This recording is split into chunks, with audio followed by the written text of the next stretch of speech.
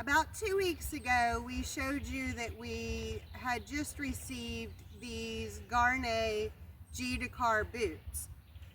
After we got them, we left on a 2-week ADV trip.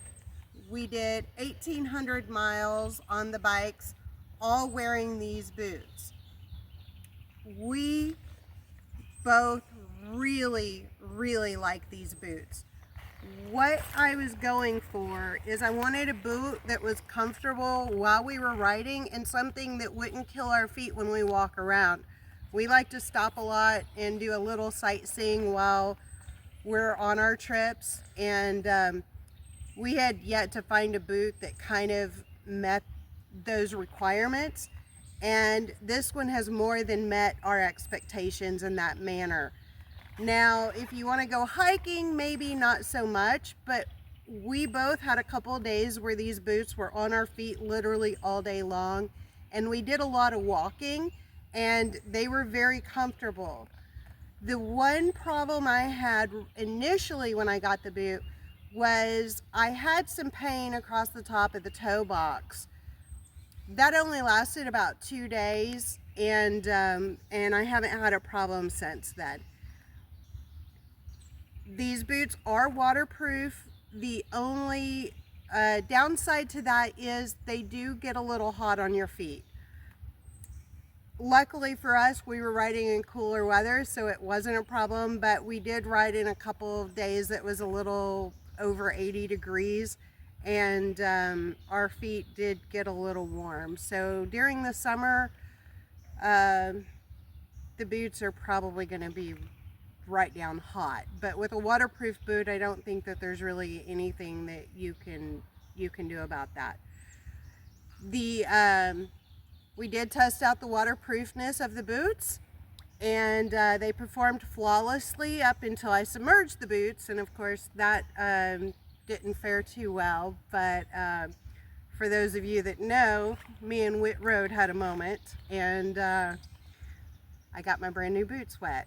But with that said, they dried out and do not have an odor to them, which is of course what you always worry about.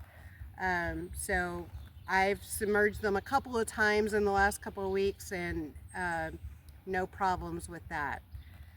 So now we're going to show you what they look like on, so you can get an idea of the height of the boot.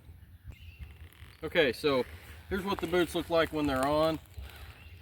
Woohoo! Look at those sexy legs. Yeah, you can, yeah, you like my hairy legs? You can hear them squeaking.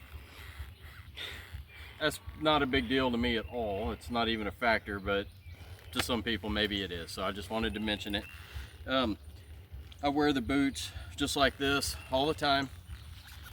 I wear tall socks to get them up above the top here.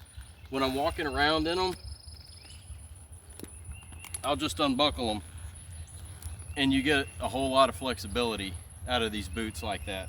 I don't ride with them like that, obviously, because you don't really have your protection, but it does help you to walk around, and we walk around quite a bit when we're at campgrounds or different events or just hiking a trail or something.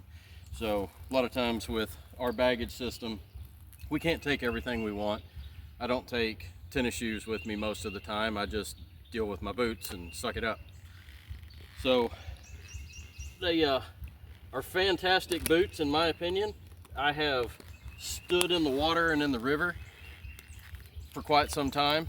They do not leak water at all. I haven't flooded my boots, but I have had them up to here, and they're maybe about right there, but I stayed dry. So I'm very pleased with these. It took us, I don't know, what would you say, a week or maybe about a week to break them in, something like that?